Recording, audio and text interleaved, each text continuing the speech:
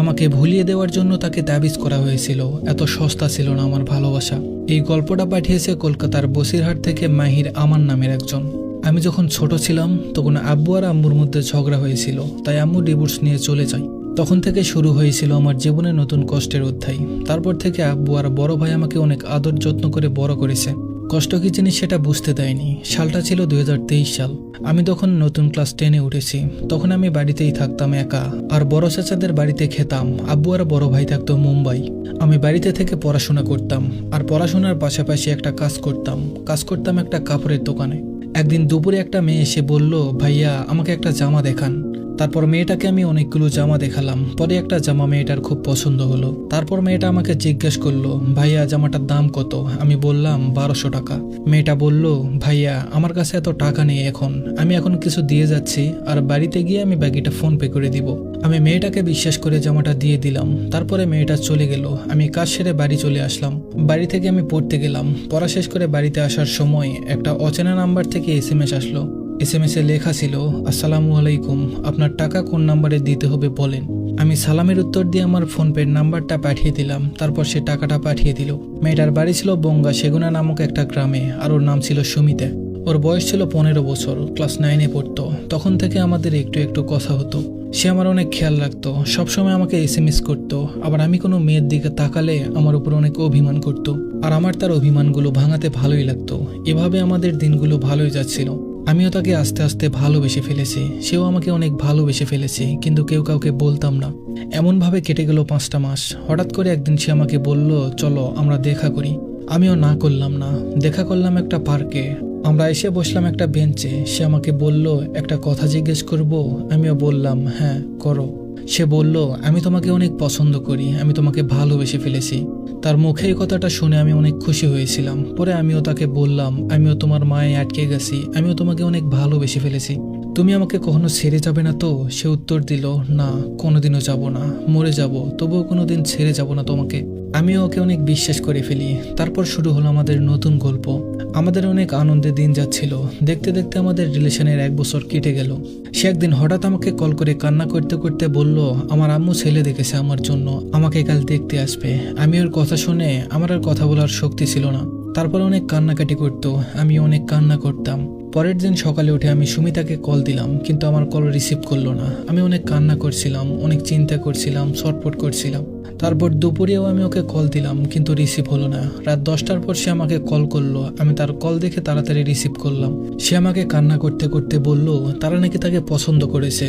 তখন ওই মুহূর্তে আমি কি করব কিছুই বুঝতে পারছিলাম না। তারপর আমি ওকে কান্না করতে করতে বললাম যে, তুমি বিয়ের জন্য মানা করে দাও, বলো তুমি এখন বিয়ে করবে না। সে বলল যে, আমি অনেক বুঝিয়েছি, কিন্তু তারা বুঝছে না। ছেলে নাকি অনেক ভালো, ছেলে মুম্বাই ব্যাংকে চাকরি করে। ও নাকি অনেক কান্না করেছে, ওদের হাতে পায়ে ধরেছে, কিন্তু তারা মানছে না। সে অনেক পাগলামি করতে থাকে। তার পাগলামি দেখে তার বাড়ির লোক আমার ব্যাপারে জিজ্ঞেস করে। সে আমার ব্যাপারে সব তার পরিবারকে বলে দেয়। তারপর তারা বলে যে, আমরা ছেলেটার সাথে একবার কথা বলতে চাই।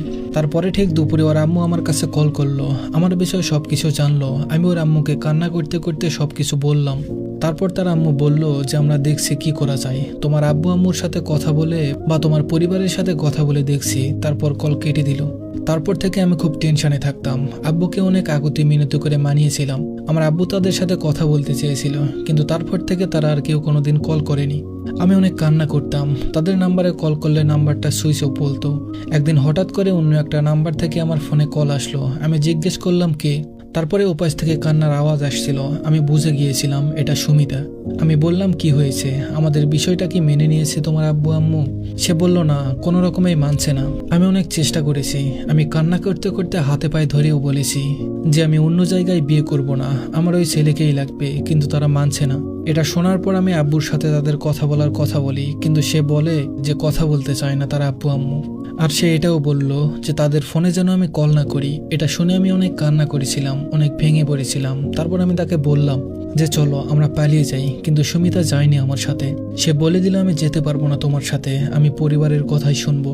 আমি তাকে বললাম, আমি তোমাকে ছাড়া থাকতে পারবো না। সুমিতার পায়ে ধরে বলেছিলাম যে আমাকে ছেড়ে যেও না, অন্য জায়গায় বিয়ে করো না, কিন্তু সে শুনেনি, কল কেটে দিয়েছে। একটা মেয়ে হুট করে এতটা পাল্টে যেতে পারে আমি ভাবতেও পারিনি। যে মেয়েটা আমাকে ছাড়া একটুও থাকতে পারতো না, সেই মেয়ে হুট করে এতটা পাল্টে গেল। ও আমার সাথে কথা না বলেই থাকতো, বেশ হাসি খুশি থাকতো। এই সব কিছু আমি জানতে পেরেছি ওর এক বান্ধবীর কাছ থেকে। সুমিতা নাকি অনেক হাসি খুশি থাকতো, তার পরিবারের পছন্দেই বিয়ে করবে বলে দিয়েছে। এটা শোনার পর আমি পাগলের মতো হয়ে গিয়েছিলাম। আমি অনেক কান্না করতাম, ভেঙে পড়েছিলাম। একদিন হঠাৎ করে তার কাকিমা ফোন করে বলে যে কিছু গোপন কথা আছে। আমি বললাম কি কথা বলেন। বলল যে সুমিতাকে নাকি তাবিজ করা হয়েছে, আর জানুয়ারি মাসের 13 তারিখ তার বিয়ে। এটা শোনার পর আমি থমকে গিয়েছিলাম যে কি বলে, কেউ কি নিজের সন্তানকে তাবিজ করতে পারে?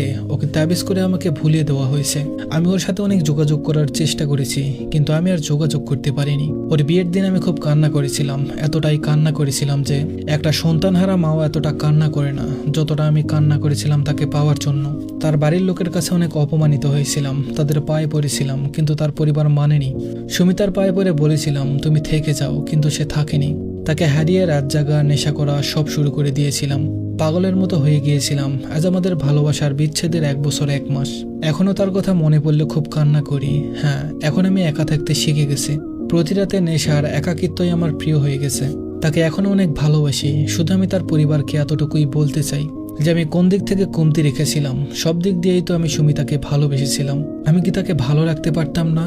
কেন তাকে আমার থেকে ছিনিয়ে নিলেন? কেন আমাকে ধ্বংস করে দিলেন?